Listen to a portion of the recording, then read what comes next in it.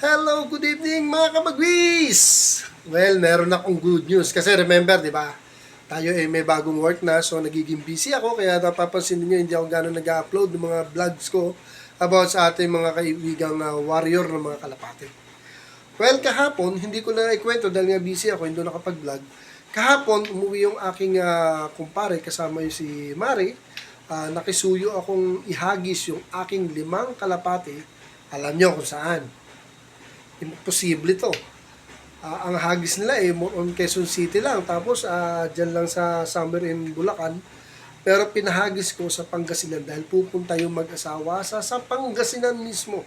So nakisuyo ako.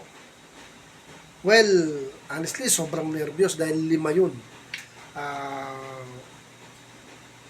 Gaya na sabi ko, pinakamalayo is Bulacan pa lang. So, kako, hindi makakauwi to. Kasi nung dati, yung 3 ko, remember, si Pasaway, yung White Top, 3 yan eh. Yung isa pa. Basta 3 yun, nakalimutan ko na kung sino pinahagis ko sa Nueva Ecija. Sa aking mga kaibigan. Sa FPR, o shoutout nga pala sa FPR.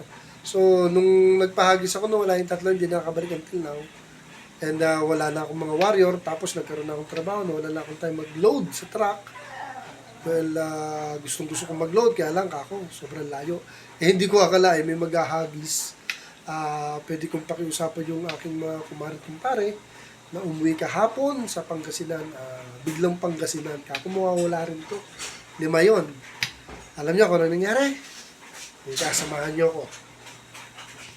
Well, ito ang nangyari, mga Bagwis, hati ka na. Linisin ko na, nagpakain ako. Gabi-gabi ako nagpakain dahil gabi na ako nakauwi. So, ayan. Ayan. 5 ibon ko, pinagis ko sa Pangasinan kahapon.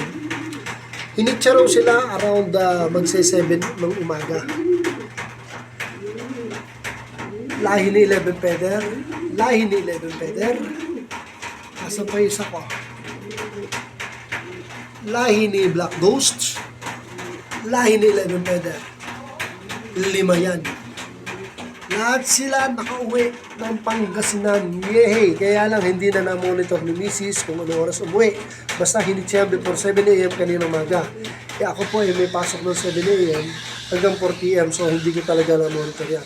Pero pag uwi ko ng almost 5 p.m. dahil ang out sa opisina is 4, 5 p.m. lahat ng 5 po. Wow, thanks God. Lahat walang nawala. Binilang ko kagad, 11 talaga. Matikas talaga ang linyado ko ng 11 feather, grabe. 11 feather, the best, saka itong Black Ghost. Ito yung Black Ghost eh. Si 11 feather, wala na po yung mga, yung mga breeder ko, wala na. Yung tatay, nakailan po sabi sa dati nangyari, dahil bumalik doon. Yung nanay naman, naibalik ko dito, 2 yung bumalik doon eh. Pero na ako, na-recover ko yung female ko. Tapos noon, bumalik ulit doon, hindi ko na kinuha.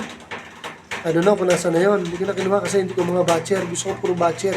Kaya ang mga natira, yung mga anak-anak nila na may mga lipat. Ito, Pangasinan. I'm proud Pangasinan. Sana pagkaroon ako ng time para maihagis ko ito sa mismong truck ng ating mga kaibigan sa FPR.